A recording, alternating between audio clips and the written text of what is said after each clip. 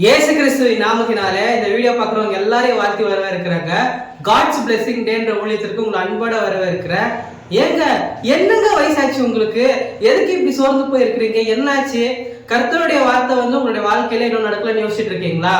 இல்ல பிரதர், என்னுடைய வாழ்க்கையில நான் இது வரைக்கும் என்னதான் பிரச்சனை நடந்தாலும் கர்த்தருடைய வார்த்தையை விட்டோ கர்த்தரை விட்டோ நான் தூரம் போனதில்ல. ஆனா இப்ப எனக்கு ரொம்பவே டவுட்டான இருக்கு. எப்போ நடக்குமோ எப்படி நடக்குமோன்னு யோசிச்சுட்டு இருக்கீங்களா? சரி, நான் உங்களை கன்ஃபியூஸ் பண்ண விரும்பல. வார்த்தைக்குள்ள போறவாங்க. 2 கொரிந்தியர் 4:16 ஆனபடியினாலே நாங்கள் சோர்ந்து போகிறதில்லை. எங்கள் புறம்பான மனுஷனானது அழிந்தும் உள்ளான மனுஷனானது நாளுக்கு நாள் புதிதாக்கப்படுகிறார் வசனம் இருக்குங்க. எத்தனை பேருக்கு புரியுதுங்க?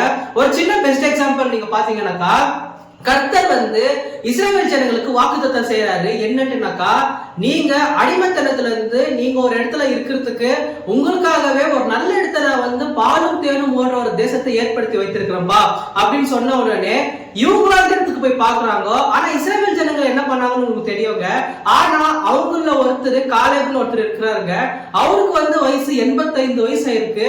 ஆனா கூட அவர் என்ன சொல்றாரு நீங்க கேட்டீங்கன்னாக்கா, இல்ல கர்த்தருடைய வார்த்தை என் கூட இருக்கு, கர்த்தர் என் கூட தான் இருக்கிறாரு, அந்த தேசத்தை நம்ம கைப்பற்ற முடியும் அப்படின்ட்டு எவ்வளவு பாசிட்டிவாவோ எவ்வளவு ஒரு சந்தோஷத்தோடனோ எவ்வளவு மனமகிழ்ச்சியோட பேசி இருக்கிறாருங்க. அதை பார்த்த உடனே யோசுவா என்ன பண்றாரு நீங்க கேட்டீங்கன்னாக்கா, அவரை ஆசீர்வதித்து அந்த இடத்தை அவர் கொடுக்கிறாருங்க. இந்த வீடியோ பாக்குற நீங்க கூட யோசிச்சுட்டு இருக்கீங்க, எனக்கு வாக்குத்தத்தம் வயசாகி போயிட்டே இருக்கு, எப்போ நடக்குமோ எனக்கு பயமா இருக்கு, என்னுடைய சூழ்நிலை நான் எதிர்பார்த்த மாதிரி இல்ல, என்னுடைய சரீரத்துல ரொம்ப பலவீனம் வந்துட்டு இருக்கு அப்படின்னு யோசிச்சுட்டு இருக்கீங்களா?